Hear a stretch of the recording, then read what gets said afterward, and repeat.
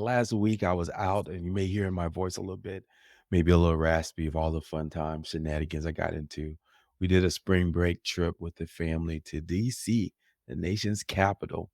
And Mr. Benja, have you been to DC before? I stayed up there for a summer. There you Yep. go. There you go.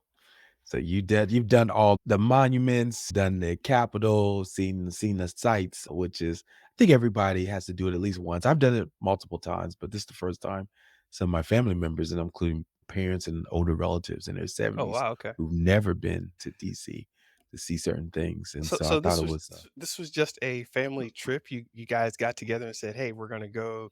That's cool, man. I haven't done one of those in a while. yeah, yeah. It was like one of those things. My brother lives in Texas, and we decided he said him coming down for Christmas. Let's do a spring break trip together. And DC is what we decided on.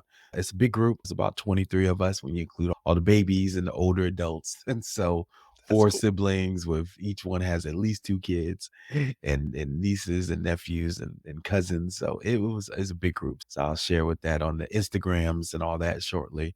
But yeah, man, Mr. Benja, I learned a lot. It's just the National African American Museum. I talked about my experience there maybe a couple of months back or maybe last year. I talked about it and just how impactful that was, but also seeing that information displayed on my parents' eyes, seeing their stories and communicate with them about that. That was super exciting for me just to get them to think about the past and what they went through. And because they lived the civil rights movement, Mhm. obviously. And so it was one of those things that was just very fun, Mr. Benja. So highly recommend that everyone does that. We even actually showed up on the hill, the Capitol Hill. We got a tour of the Capitol, and we did talk to our tour guide who happened to be an intern and told us all about the great things that were happening that week when TikTok was banned. So I'll talk more about that later when we discuss the banning of TikTok.